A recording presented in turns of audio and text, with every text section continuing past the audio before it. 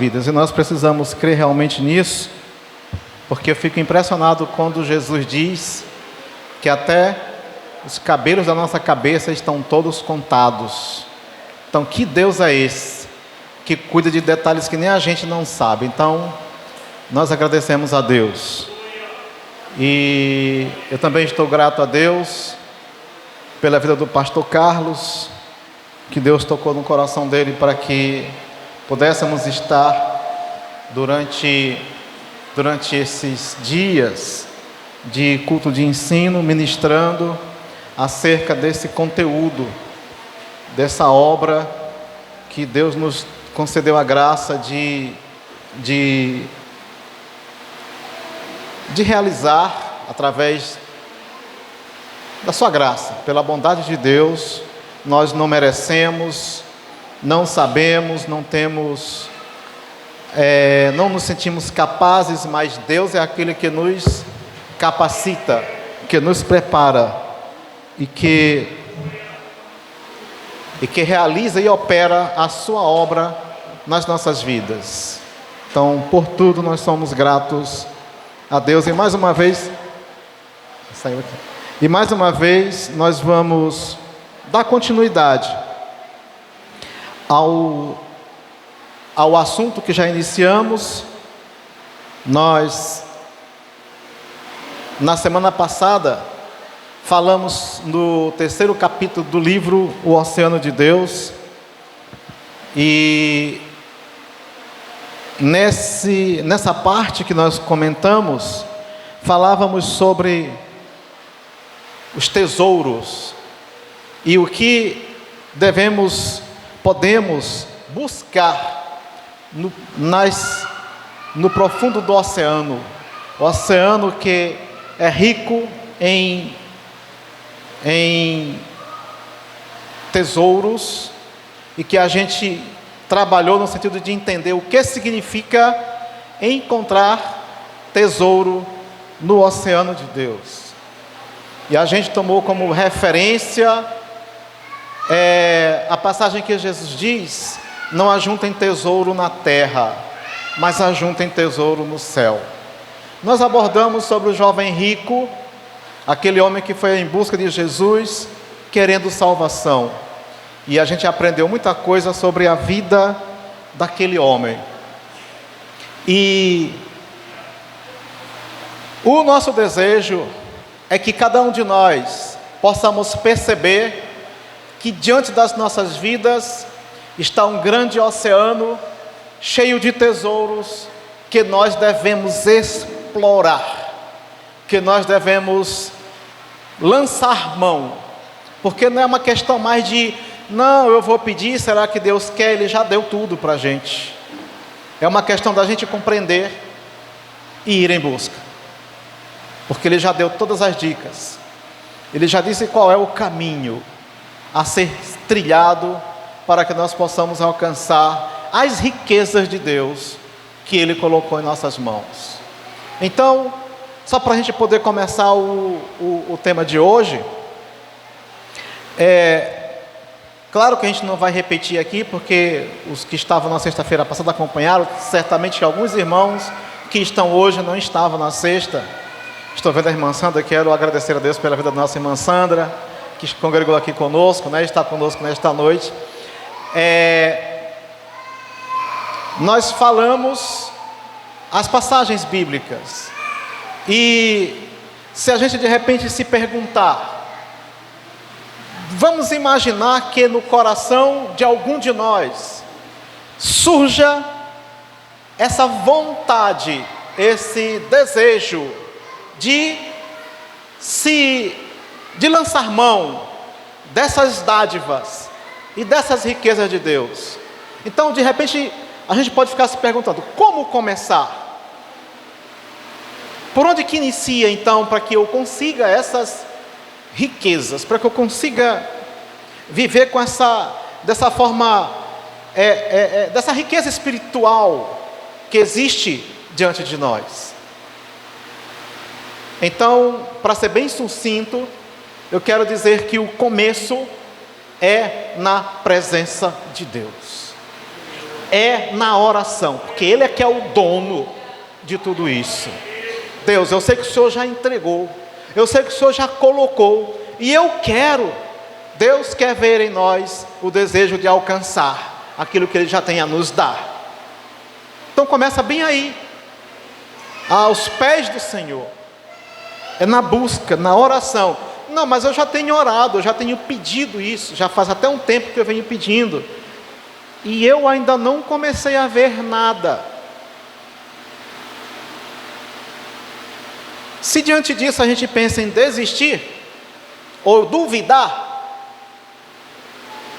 nós ainda estamos com um problema, porque quando pedimos algo para Deus, nós não temos que duvidar, nós temos que confiar nele, e saber que Ele é fiel para cumprir a sua promessa. Quando a gente pede algo para Deus, que Ele já nos prometeu, e que a gente duvida, que a gente fica pensando, será que vai acontecer? Então a gente está colocando em dúvida aquilo que Deus já nos entregou, e aí Ele não fica satisfeito com isso. Então começa bem aí. Tem momento que a gente não sabe por onde, né? O que fazer em seguida, mas o princípio está bem aqui, é diante dele, e Ele vai dando a direção. Quando Ele vai perceber da nossa busca, Ele vai dando a direção até que alcancemos o objetivo, né? Então, só para a gente poder ligar do que nós falamos na aula passada, no trabalho de ensino no passado, sexta-feira passada, e começar hoje o próximo capítulo. Vamos trabalhar o capítulo 4, e este capítulo tem como tema crianças na fé versus crianças na praia. A gente vai fazer aqui um paralelo, uma comparação de como as crianças se comportam na praia, e de repente como que na vida espiritual a gente pode estar parecido com criança na praia.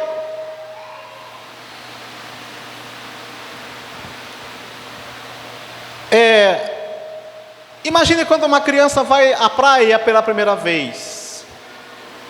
O que se espera? Claro que pode mudar de uma criança para outra, mas existem crianças que são mais empolgadas, que são mais que gostam mais de aventuras, que ela chega e já vai querendo entrar. Mas de repente é de se esperar que ela fique receosa. Ela chega na praia, então ela vê a água, ela pode ficar com medo de se aprofundar ali, com medo de se afogar. Ela não vai conseguir ir sozinha, dependendo também da idade que ela tem, né? Então o mar é para ela uma novidade, e também assustador. Ela precisa de um tempo, de um período de adaptação, para que ela tenha coragem de entrar na água e de repente mergulhar, alguma coisa assim. Mas isso vai acontecer mediante também o incentivo de algum adulto que está ali, que vai estar dizendo, orientando, ajudando, pegando na mão dela, ensinando, até que ela consiga ter aquele contato inicial com a água. Depois de algum tempo ela vai perdendo esse medo, vai crescendo, e daqui a pouco para ela já é uma coisa normal, comum. Agora, quando a gente traz isso para aquilo que nós estamos trabalhando no nosso conteúdo, a diferença é que a criança vai crescendo e ela precisa saber que o mar não consiste apenas na praia, e que a praia é só um ponto de contato com o mar, mas que o mar é extenso à nossa frente, e que ela grande deveria estar preparada para conhecer o que tem além, o que tem mais nas profundezas do mar. Então, se de repente a criança chega, imagine, o que significa isso? Alguém se converte, aceita a Cristo, ele começa a participar de um trabalho na igreja, ele começa a frequentar uma igreja, Quem entra na igreja pela primeira vez, ele tem vários digamos assim, imaginações prévias sobre como é a igreja, como será. Então ele fica, ou não é? Ele fica assim, desconfiado no começo, né? Ele fica assim, observando como é que são as coisas, tentando se familiarizar com os demais. E tem até uma coisa que é comum de acontecer, é que para muita gente que nunca foi crente, nunca conheceu igreja, quando ele resolve se converter, ele tem uma impressão de que quando ele entra na igreja, todo mundo que está dentro da igreja já é todo mundo santo, perfeito. E às vezes ele pode ter um problema com isso. Aí é quando a criança de repente está na praia, e que se ela é levada bruscamente para dentro da água, ela pode se engasgar, ela pode se afogar. É a mesma coisa de um novo convertido que chega e encontra algo que o surpreende. Ele pode se escandalizar, ele pode ficar com medo da água e nem querer mais entrar na água. Por isso o grande cuidado que a igreja precisa ter com as pessoas que chegam, porque são crianças na fé e precisam de todo um cuidado especial. Não devem ser conduzidos para adentrar a água de qualquer jeito, sem uma preparação inicial. Assim como uma criança também não vai ser jogada no mar, e você é a primeira vez que leva e já joga lá dentro da água, vai ter problema, certo? Então essa preparação inicial, para poder conhecer o que vem, o que é preciso, o preparo que é necessário para alcançar isso. Eu queria, para continuar, fazer uma leitura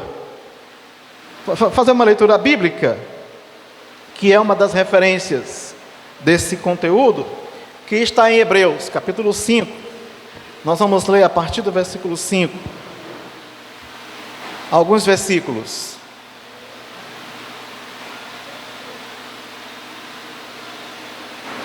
Aqui, o escritor aos Hebreus está chamando a nossa atenção, e nós gostaríamos que a gente observasse os detalhes daquilo que ele está nos falando nessa passagem.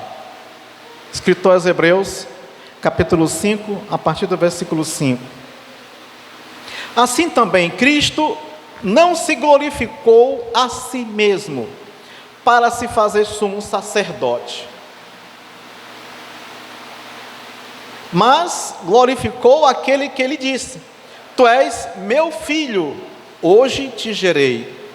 Como também diz noutro lugar: Tu és sacerdote eternamente, segundo a ordem de Melquisedeque, o qual nos dias da sua carne, oferecendo com grande clamor e lágrimas, orações e súplicas, ao que o podia livrar da morte, foi ouvido quanto ao que temia. Ainda que era filho, aprendeu a obediência por aquilo que padeceu. Está falando de Jesus. E sendo ele consumado, veio a ser a causa de eterna salvação para todos os que lhe obedecem, chamado por Deus sumo sacerdote segundo a ordem de Melquisedeque.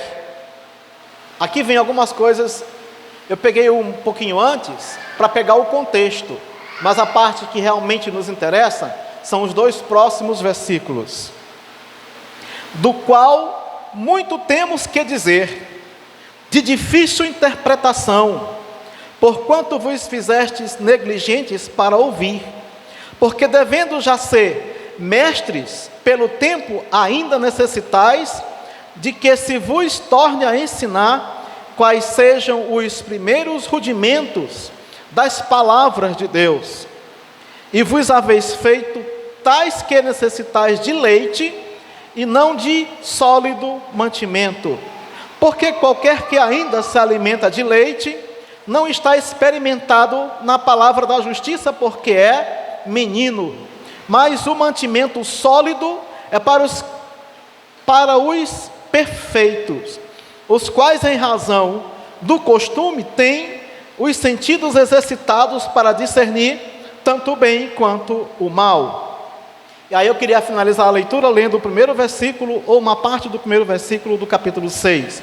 Pelo que, deixando os rudimentos da doutrina de Cristo, prossigamos até a perfeição, não lançando de novo os fundamentos do arrependimento e de obras mortas e da fé em Deus.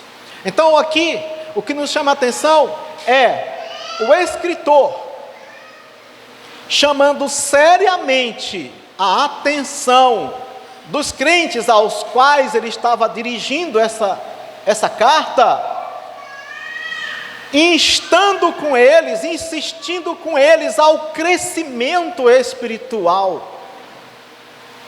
Então nós podemos perceber que ele está dizendo aqui: vocês já deviam estar grandinhos, já era para vocês terem crescido, já faz um bom tempo que vocês estão na fé, então não era para ser mais assim tão criancinhas, no sentido espiritual.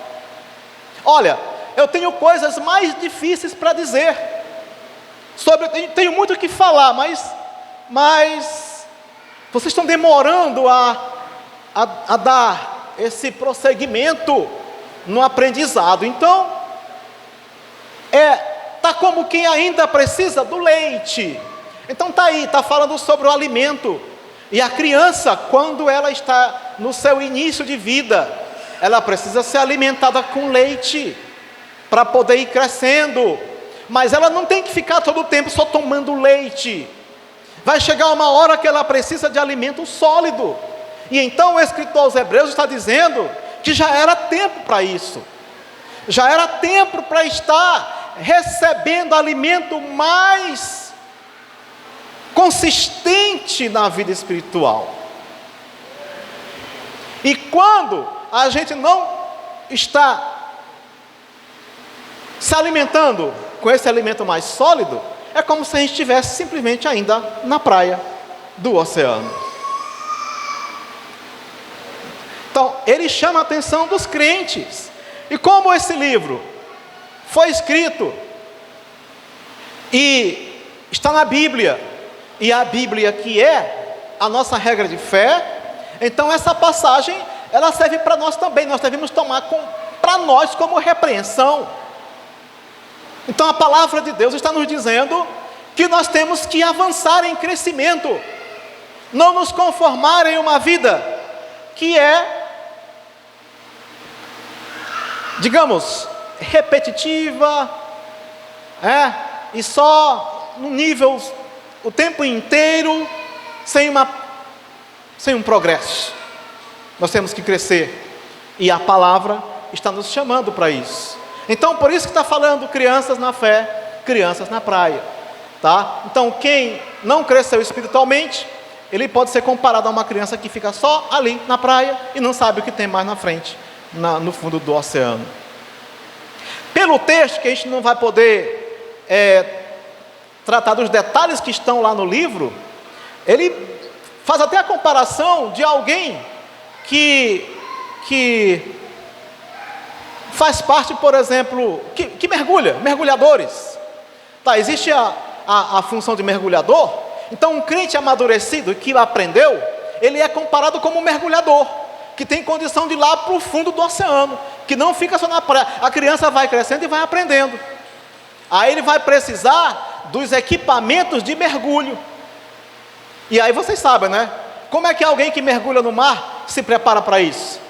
Aí tem todo um sistema que ele utiliza. Já viram umas garrafas que eles utilizam de oxigênio, que tem de alta pressão, ele coloca para poder passar horas e horas no fundo do mar, se for preciso, procurando alguma coisa ali dentro, ou mesmo contemplando a beleza que tem no fundo do mar, né? Então tem o sistema de natação para nadar, para se manter ali no fundo. Então tem todo esse preparo. E quando a gente olha que o mergulhador precisa desses equipamentos, aonde é que nós temos na palavra algo que se assemelha a isso? Que alguém para estar mais aprofundado, também precisa de um certo preparo. Aí nós vamos lembrar de Efésios capítulo 6, que a gente passou um período aqui estudando sobre batalha espiritual, e lá em Efésios 6 nós temos o retrato de um soldado. Aqui nós estamos trazendo o retrato de um mergulhador, mas o ensinamento é o mesmo. O soldado, para ele ir para a guerra, ele tem que ter todas aquelas ferramentas, aqueles instrumentos que o soldado precisa: capacete, espada, colete, a bota nos pés, né? O cinto. Então tudo e o escudo, né?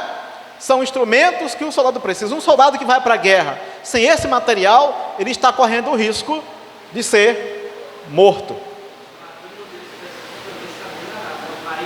Isso, exatamente. Então, precisa aprender a nadar. A marinha tem que saber isso. Tem lá os mergulhadores também, não é? Sim, Então são meios para que se aprofunde no mar. Agora, imagine se alguém vai querer mergulhar no mar sem ter esses equipamentos. Vai fazer o quê? Vai acontecer o quê? Vai morrer afogado, tá? E o que significa morrer afogado dentro do oceano? Dentro do oceano, aí na vida espiritual. De repente, não ter essa preparação diante de situações que surgem na vida da gente. Lembra, mais uma vez, isto parece também com aquelas pessoas da parábola do semeador, que caiu entre as pedras, que quando vem as dificuldades, ele morre, porque não suporta a tribulação. Falta de quê? De preparo, falta de terra boa, para dar o alimento suficiente. Assim também, quem vai mergulhar no oceano tem que ter a preparação. E onde é que eu consigo tudo isso? É o que nós falamos ainda há pouco. Já está disponibilizado. É só lançar mão.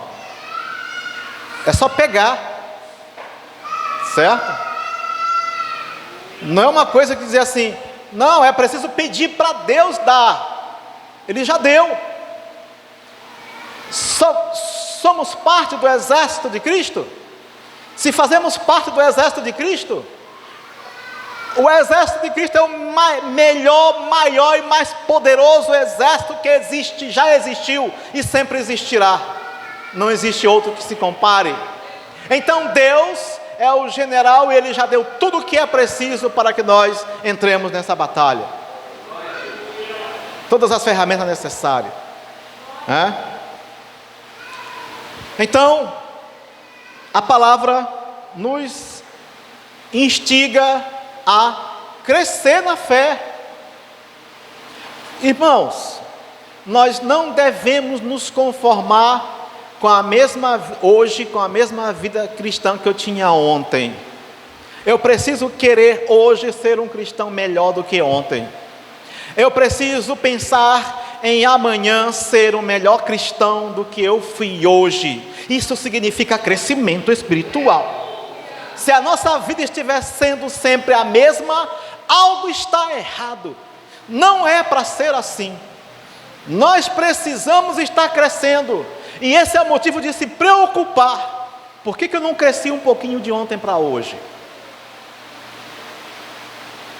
Era para eu estar um pouco mais à frente. Mas às vezes a gente fica só parado. E às vezes a gente até volta. É muito comum a gente ouvir dizer que quando a pessoa é novo convertido, ele é tão fervoroso, ele é tão crente, ele faz isso e faz aquilo. Depois ele diz que não é mais a mesma coisa. Mas não é para ser assim. Por que é assim? Não é para ser assim. Novo convertido, ele vai ter algumas coisas. Estamos falando de criança, não é? Então, como é o novo convertido? Claro, ele chega, aí parece que ele é mais alegre, que ele é mais animado, é mais disposto, é mais ativo. Parece que ele ora, Deus responde a oração dele rapidinho, mais do que um outro crente que está mais antigo. Eu já vi isso acontecer. Parece que a gente que é mais velho na fé, pede uma coisa para Deus e Deus fica lá, espera um tempão, e o novo convertido já acabando de pedir, Deus já vai dando para ele. Por quê? É criança e está precisando crescer. Deus está dando o alimento que ele precisa para crescer. Depois que ele já está grandinho, ele pode esperar um pouquinho mais de fome, né? Ele já pode esperar sair o arroz com feijão que está cozinhando para o meio-dia, né? Então é diferente por conta disso, mas o seu desempenho espiritual é preciso crescer de fato. E não achar, hoje, quando eu era novo convertido, eu era mais crente do que hoje. Está errado. Alguma coisa está errada. Porque a nossa vida cristã, ela é progressiva, tem que avançar, tem que melhorar a cada dia. Então, nós temos um texto. A gente precisa ter cuidado com o tempo, porque senão a gente acaba deixando. Efésios capítulo 4, versículos de 11 em diante, nós temos um texto também muito conhecido e que nos traz informações interessantes. Paulo escrevendo aos Efésios dizendo: e ele mesmo deu uns para apóstolos, e outros para profetas, e outros para evangelistas, e outros para pastores e doutores, querendo o aperfeiçoamento dos santos para a obra do ministério, para a edificação do corpo de Cristo.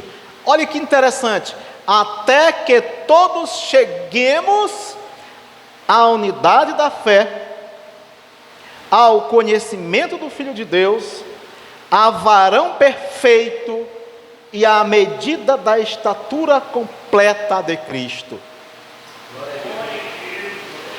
Olha os objetivos das funções, dos cargos que existem na igreja. Eu usei cargo, mas eu vou me especificar função, porque aqui é algo que não dá para a gente entrar nesse detalhe, mas o que está se falando é de função, que é algo muito mais interessante do que título. Título é uma coisa, a função é diferente. A função tem a ver com o exercício dessa atividade, não é? Aí que então há diferentes funções que existem aqui: apóstolos, profetas, evangelistas, pastores, doutores. Para quê? Para o aperfeiçoamento. Aperfeiçoamento. Olha aí, o que é aperfeiçoamento? É um processo em que você vai melhorando a cada dia, como cristão. Eu não sou perfeito. E a gente se conforma com essa conversa de não sou perfeito. Que é isso? Se não está perfeito, temos que procurar o aperfeiçoamento, porque a palavra, Deus está nos dando esse incentivo. Temos que ir em busca do aperfeiçoamento. Ninguém é perfeito, ninguém é santo. Cuidado, irmãos, com essas expressões, porque elas são enganadoras, são traiçoeiras e conformistas, e nós não podemos nos conformar com essa ideia de que não sou perfeito, vou ficar assim. Não, Deus quer o nosso aperfeiçoamento, e isso é um processo, e é por isso que Ele disponibiliza ferramentas e funções dadas a pessoas que vão nos ajudar a alcançar isso, né? O aperfeiçoamento de quem? Dos santos. Foi isso que falou aqui? O aperfeiçoamento dos santos. Aperfeiçoamento de quem? Dos santos. Aí tem alguém, está no nosso meio, ninguém é santo, mas aqui está falando que o aperfeiçoamento é dos santos.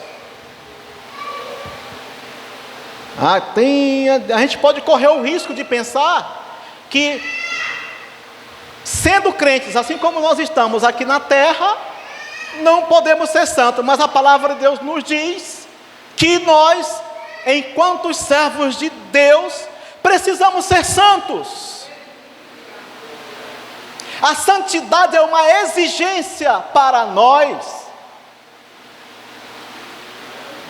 Será que isso assusta? É. Olha o que a palavra diz: sem a santificação, ninguém verá o Senhor. Deus diz: sejam santos, porque eu sou santo. Jesus falou: seja perfeito, porque perfeito é o vosso Pai Celestial. E Deus quer que nós sejamos iguais a Ele.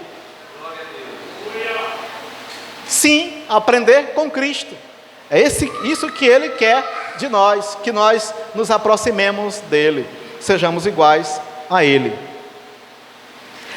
Olha o versículo 13. Até que, olha essa palavra, até que. Então isso também dá a ideia de continuidade, de processo, e existe uma meta. É como alguém que está correndo até chegar em um lugar. Então, Deus está dando tudo isso, está dando pessoas com funções para conduzir o povo ao aperfeiçoamento, até que todos cheguemos a algumas coisas, unidade da fé, conhecimento do Filho de Deus, varão perfeito, medida da estatura de Cristo. Unidade da fé. Quando fala de unidade da fé, lá no livro a gente está detalhando sobre isso, e traz a ideia de que uma fé única, que todos têm. Então a gente precisa crescer, a ponto de que chega um momento em que a nossa fé, ela proporciona, ela reflete uma união no entendimento da fé. E o problema onde está é que hoje nós vemos muitas divisões, e a gente vai observar essas divisões nas diferentes igrejas e denominações que existem, porque de repente, porque há algum entendimento diferenciado, então alguém já desvia para um outro grupo, se formam uns grupos, tá? Então eu sou de um grupo tal, aí tem outro grupinho para lá, outro grupinho para cá, igreja fulana, igreja beltrana, mas aqui está dizendo que no aperfeiçoamento existe uma fé única, uma unidade da fé. Isso é tão extraordinário, é tão impressionante. Lá no livro a gente diz que as denominações que existem, com seus diferentes pontos de vista, diferentes entendimentos, nada mais são do que praias do oceano. Só praia. Mas quando você se aprofunda para dentro do mar, você esquece a praia. A diferença entre as praias vai desaparecer. Desaparece, porque você está aprofundado. Então não interessa se é nome A, nome B, eu quero saber da fé única. Existe uma única fé. Até deu uma redundância aqui na expressão rápida, né? Única fé. Certo? Então, chegar à unidade da fé. O objetivo é alcançar essa unidade. Bem, porque de fato que eu sou crente. Então, se eu encontrar um outro irmão que também tem uma fé parecida com a minha, aí não vai ter diferença entre se ele é A ou B, né? O que importa é que ele tenha a mesma fé que eu tenho. A gente tem a correspondência da nossa fé. Então é isso que importa. Mas as praias estão divididas. Tem ali a litorânea, tem a do Araçagi, tem, não é? As várias, a gente for aqui no litoral de São Luís, já está as divisões. Mas lá no meio do mar, onde é que termina as praias? Vai embora para lá, você não vê a diferença mais. É quem está mergulhado, não tem essa questão de diferença. Quando Deus age no meio do seu povo, essas divisões, elas somem. Porque o alvo, porque o que faz unir? É porque o alvo da igreja é o reino de Deus, é o reino de Cristo. Isso é uma coisa só. É o reino de Deus. Então por que eu me esforço? Por que eu me empenho? É por causa do meu grupo? Não deve ser por isso. Deve ser por causa do reino de Deus, do reino de Cristo, né? Então, esse é um objetivo das funções, aperfeiçoamento dos santos, né? E esse aperfeiçoamento tem a ver com a unidade da fé.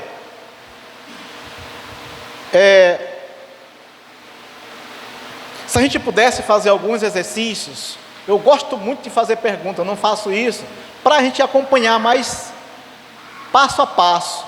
Não faço isso por conta do tempo que às vezes quando a gente se espanta já foi. Mas sempre que a gente fala algo, é bom a gente ver o feedback para ver como é que está chegando. A gente sentir se está dando para absorver, ou está chegando ao entendimento, né? De acordo com como a gente está falando. Mas vamos caminhando de acordo com o que Deus vai nos dando aqui, as condições para isto, né? Olha só, um outro objetivo é chegar ao pleno conhecimento do Filho de Deus. Para que existem as funções que estão listadas em Efésios 4? O que tem lá? Tem apóstolos, profetas, pastores, doutores, evangelistas. Para quê? Para o aperfeiçoamento dos santos, para que todos cheguemos à unidade da fé, para que possamos chegar ao pleno conhecimento do Filho de Deus. E bem aqui cabe uma pergunta para todos nós. Eu vou me fazer essa pergunta e pediria que cada um de nós se faça essa pergunta: quanto eu conheço sobre Jesus? Quanto que eu conheço de Jesus?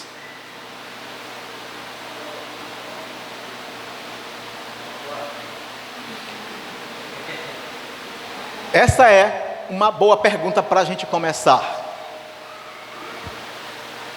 E eu descobri uma coisa: Jesus é aquele que quanto mais você conhece, mais você ama.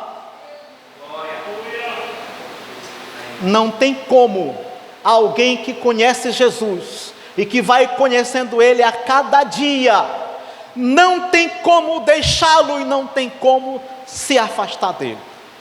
Quanto mais você conhece, mais você se apega a Ele. Isso é maravilhoso, extraordinário. Jesus é o centro de tudo. Toda a palavra de Deus gira em torno de Jesus. Toda a Escritura gira em torno de Cristo. E nem sei se todos nós temos esse entendimento, de que a palavra inteira gira em torno de Cristo.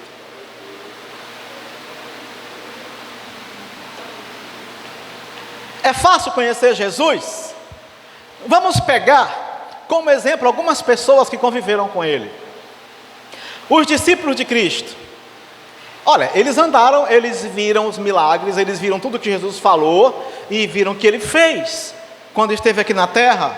Então, será que haveriam pessoas para conhecer mais Jesus do que eles? Não é? Então, quem teria mais chance, tanta chance de conhecer Jesus tão de perto? Os discípulos que andaram e viveram e ouviram Ele falando e fazendo as coisas. Certo? Mas vamos pegar alguns exemplos da história, da vivência dos discípulos com Jesus.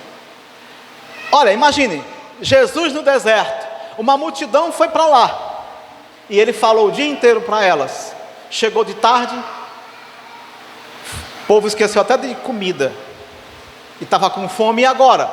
Vamos mandar eles para casa para poder se alimentar. Os discípulos chegaram para Jesus e disseram isso. Aí Ele disse: não, peraí, dê vocês mesmo comida para eles. Mas Jesus, a gente está num deserto, aqui não tem padaria, não tem açougue, não tem supermercado, não tem nada, é um deserto. O que vocês têm aí? 5 pães e 2 peixes. Então pega e traga aqui para mim. Traz o pão, os peixes, agradece a Deus, distribui, alimenta uma multidão. Os discípulos viram isso,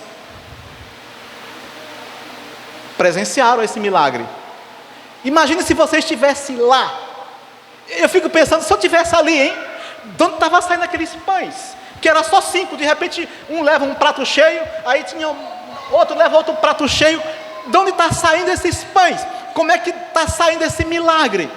Deus faz surgir coisas do nada. Que maravilha! Para que isso? O que Jesus estava fazendo? Estava treinando os discípulos, ensinando eles. Para quê? Para que eles também crescessem. Eles também precisavam crescer e não ser mais só criança na fé. Olha como é que a criança faz. Ela sabe, né, de que está fazendo? Não sabe não. Então, esse é o comportamento, né, de quem está começando na vida. Então, os discípulos viram tudo aquilo. Terminou, todo mundo de barriguinha cheia. Aí Jesus, agora está de barriga cheia, agora vocês podem ir para casa. Todo mundo para casa, despede a multidão, vai todo mundo para casa. Aí Jesus chama os discípulos e diz: agora é o seguinte, nós vamos entrar no barco e vamos atravessar para o outro lado. Aí entraram no barco. Quando chega dentro do barco, Jesus diz assim: olha, cuidado com o fermento dos fariseus. Cuidado com o fermento dos fariseus. Aí eu pergunto para vocês: fermento serve para quê? O que faz com fermento? O uso normal, comum de fermento é para quê? Vocês estão assim tímidos? Será possível? O que está acontecendo? Para que é fermento? A massa de fazer pão, bolo, né? Então o fermento é para isso. Aí quando Jesus fala em fermento, sabe o que eles pensaram? Quem sabe o que foi que eles pensaram? Alguém lembra? Alguém leu essa passagem? E lembra quando Jesus falou: cuidado com o fermento dos fariseus. Eles pensaram um negócio lá. O que foi que eles pensaram? Alguém lembra? Começaram a murmurar uns com os outros: eita, Jesus está falando isso porque nós esquecemos de trazer pão, e a gente só tem um pão aqui dentro do barco. Olha para onde foi o pensamento deles. Eles acabaram de ver a multiplicação de 5 pães e 2 peixes para 5.000 pessoas, e estavam preocupados porque dentro do barco só tinha um pão. Eles eram discípulos, eles estavam andando com Jesus. Nós somos discípulos e estamos aprendendo a palavra de Jesus. A diferença é que eles aprenderam diretamente com Jesus, olho no olho, mas a gente tem a palavra para aprender com ela. Olha como nós somos. Não é como eles eram, não é como os discípulos eram, é como nós somos. Deus está fazendo as coisas, está fazendo milagre, e bem ali a gente já está preocupado de novo com outra coisa. Por quê? Crescimento.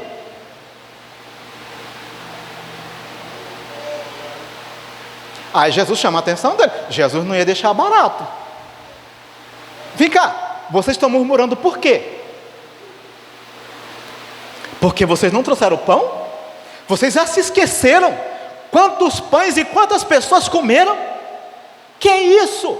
Eu não estou falando de pão aqui não, eu estou falando da doutrina dos fariseus.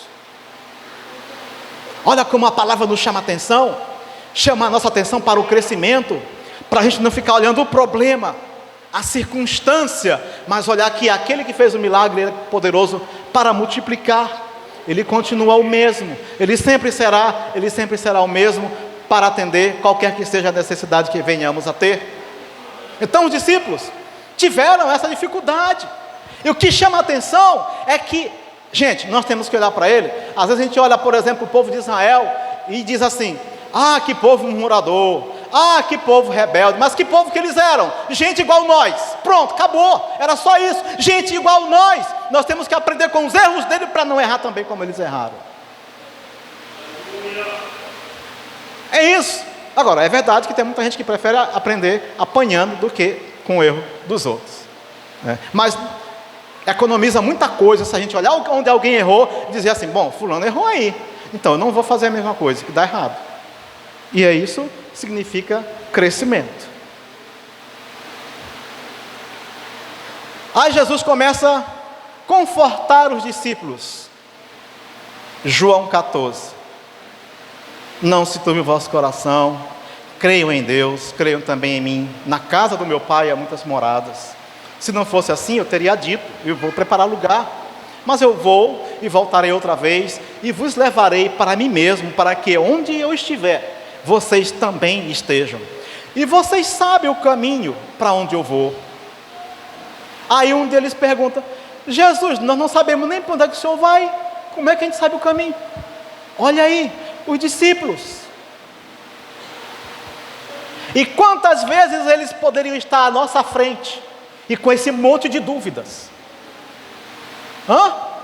Pense nisso. Jesus, a gente não sabe nem para onde é que o Senhor vai.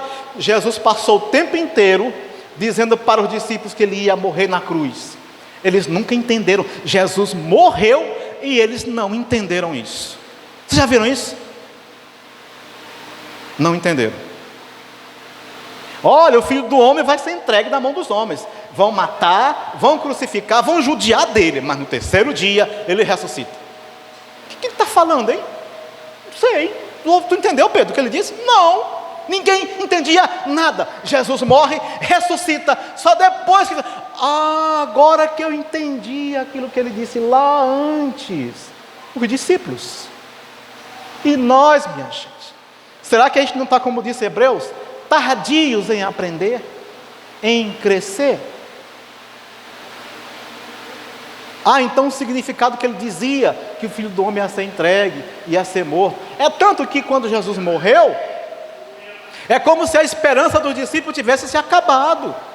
E agora?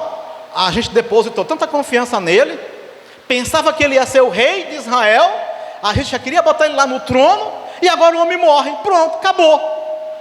E aí os que mataram ele, vão querer matar os seguidores dele também. Vamos se esconder? Vamos, tranca a porta. Olha aí, todo mundo com medo.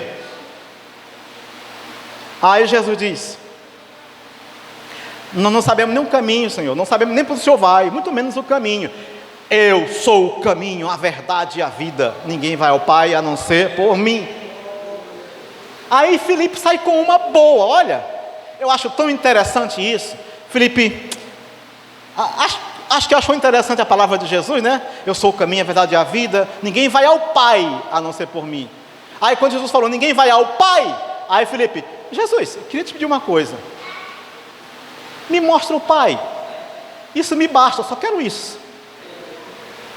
Olha a conversa de Filipe. Olha que criancice de Filipe. Meninice. Jesus, me mostra o Pai, só quero saber quem, eu só quero ver o Pai. Pronto, só isso, não quero mais nada, só ver quem é o Pai. Aí Filipe: Jesus, peraí Filipe, que é isso, rapaz? Há tanto tempo eu estou com vocês, e vocês não sabem quem é o Pai. Você não sabe que eu estou no Pai, e que o Pai está em mim. Então eles ainda não estavam conhecendo quem era Jesus. Por isso é que eu digo, quanto mais você conhece Jesus, mais você ama, mais você quer se aprofundar com Ele, mais você quer se apegar a Ele. Filipe não conhece ainda. Olha, irmão, eles passaram 3 anos e meio andando com Jesus, dia e noite. A gente trabalhou durante muito tempo discipulado aqui na igreja, e a gente tem discipulado, quando está ocorrendo, né? Uma vez por semana, na segunda-feira, 1h30 de discipulado. E aí quando faz 1 ano, normalmente a pessoa já mudou para outro departamento, né? Já fez o discipulado. E eu fui fazer um cálculo do discipulado de Cristo. Eu fiz uma estimativa de que Jesus e seus discípulos, eles tinham diariamente, possivelmente, 8 horas de contato direto com Jesus. Para onde Jesus eles iam junto? Imagine isso durante 3 anos e meio. Se a gente fosse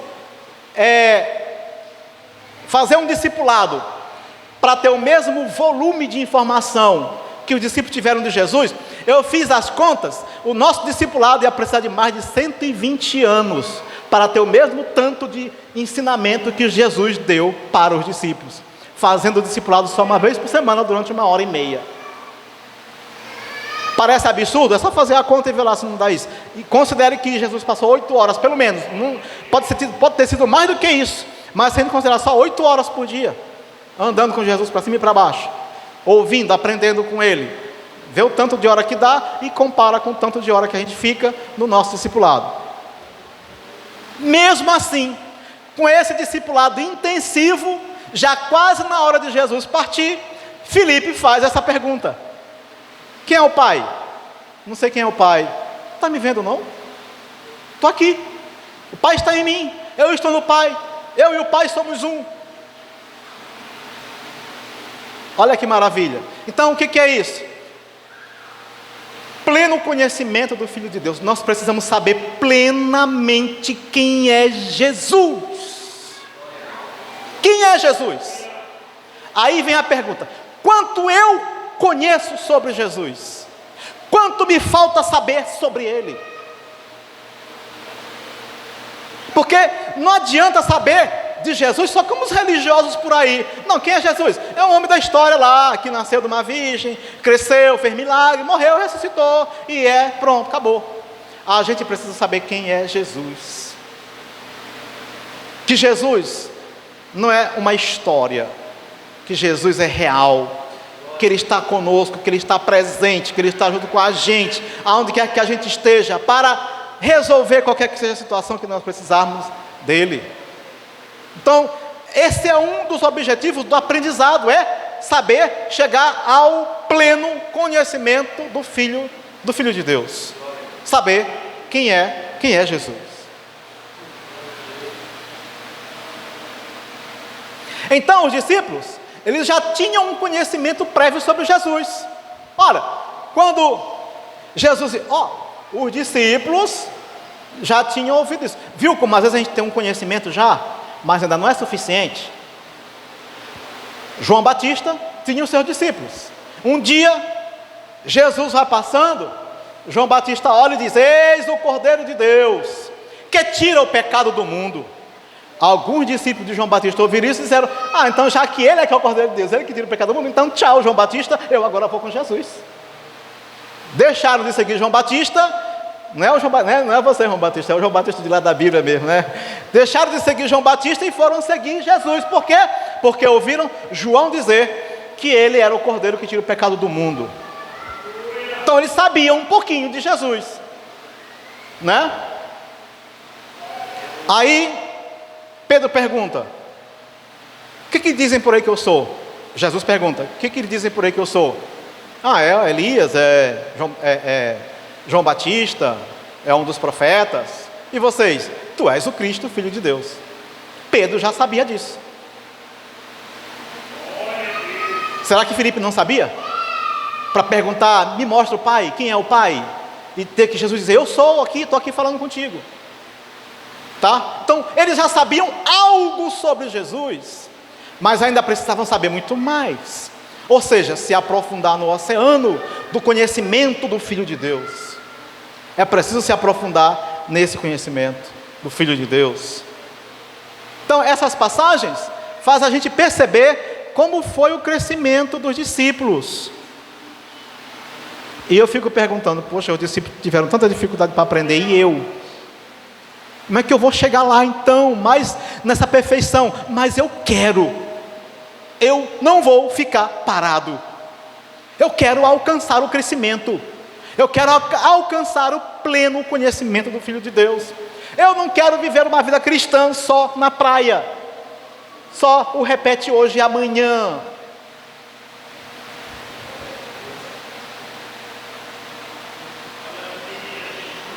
No texto ainda continua, Efésios 4.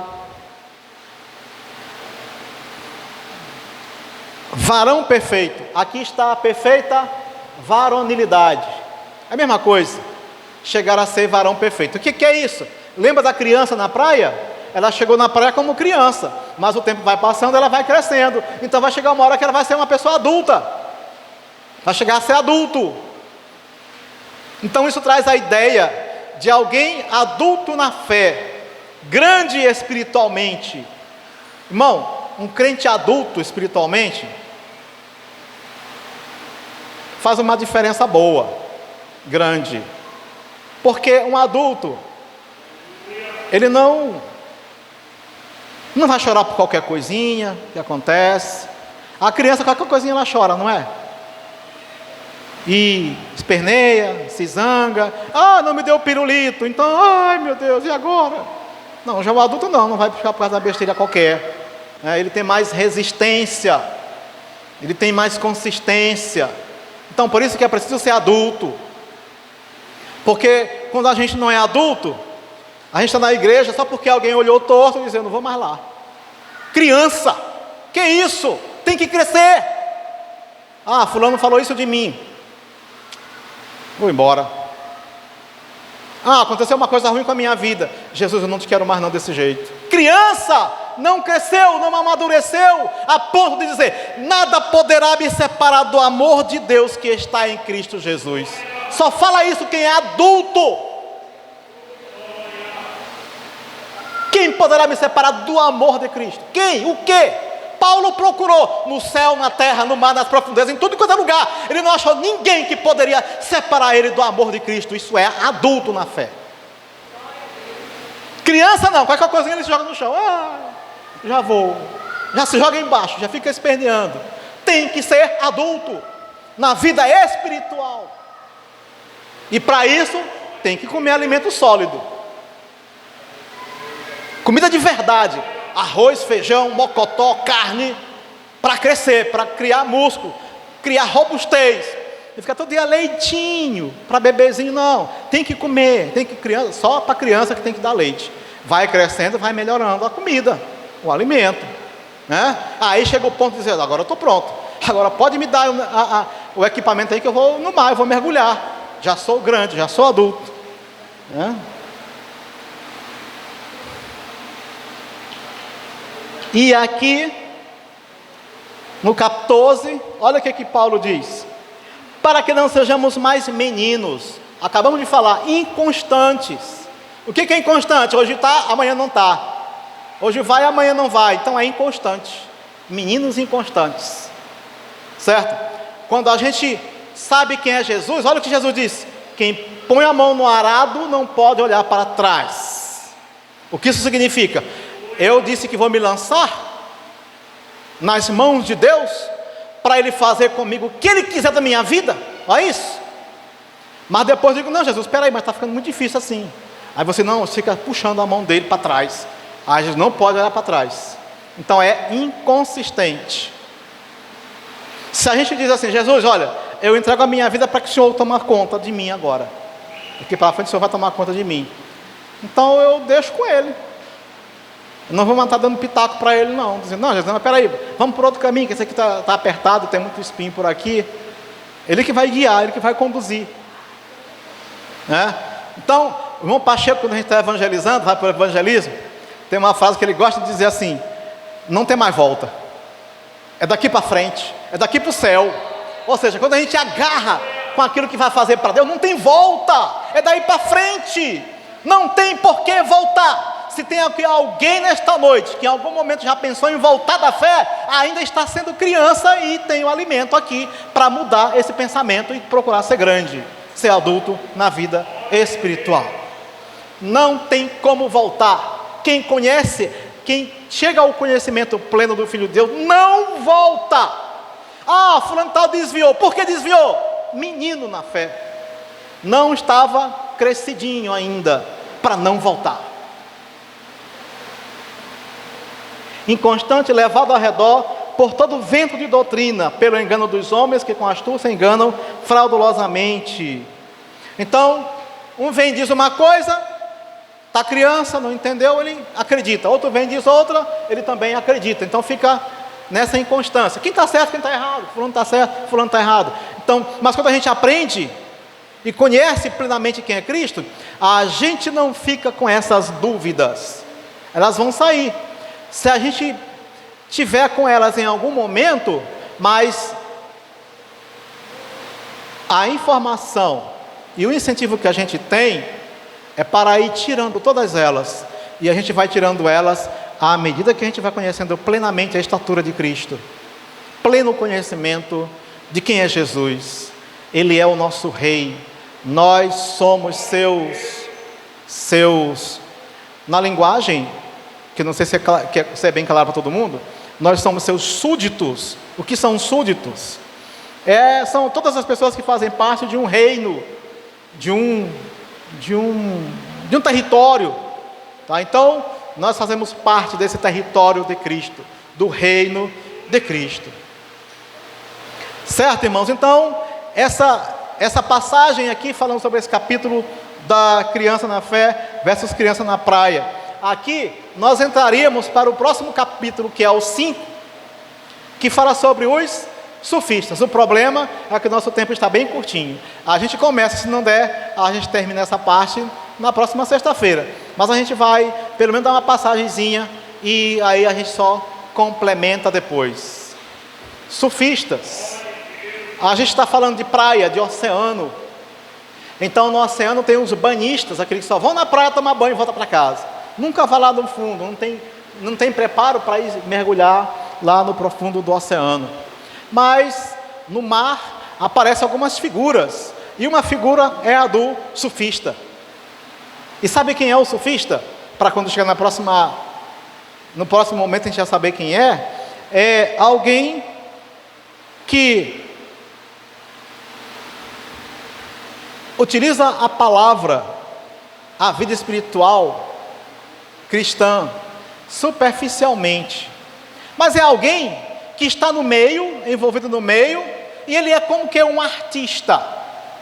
Tá? Ele usa o meio, o oceano, para se apresentar, para expor as suas habilidades.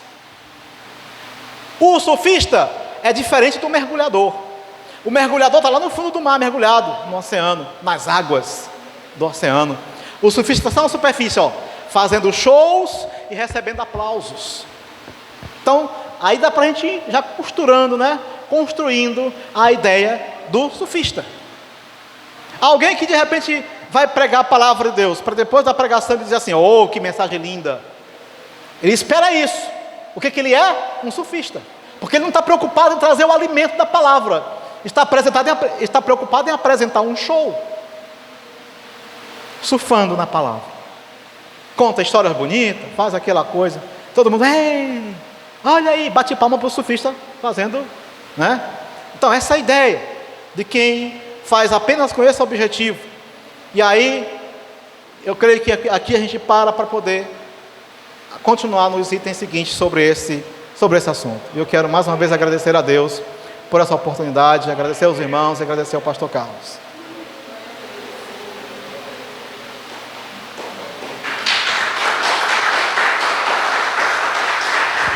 Glória a Deus. Muito bem, meus irmãos, louvamos a Deus pela boa palavra que ouvimos nessa noite. Que o Eterno continue dando graça ao irmão Veneraldo, inspiração, para que continue escrevendo mais livros, que tem sido uma grande bênção. E o que ele falou aqui, meus irmãos, é algo bastante atual.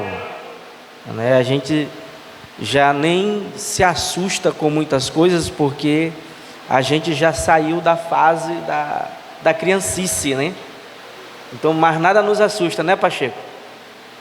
E nós estamos tendo problemas diversos de pessoas que já deveriam ser adultos na fé e têm anos na igreja, mas que continuam dando bastante trabalho como se fossem crianças. Só a misericórdia de Deus. Já vamos encerrar. Quero relembrar os meus irmãos sobre o compromisso do forro. Esse mês, dia 20, nós temos que pagar a segunda parcela do nosso empréstimo que a gente fez para comprar o forro, que aí ainda está, para ser colocado. Eu disse para os irmãos da vez passada que nós havíamos recebido uma certa quantia de um certo irmão, porque ele está ansioso como todos nós, para ver logo esse negócio bonito, assim? Todos nós estamos nessa esperança. Então, as lâmpadas já estão compradas. O rapaz que ficou de fazer aqui o púlpito de inox com os corrimões, com os corrimões, está correto a pronúncia. Ele não pôde vir ontem porque faleceu uma irmã da esposa dele, a cunhada faleceu, e aí nós tivemos esse contratempo. Porém, meus irmãos, a coisa não tem as coisas como se estivessem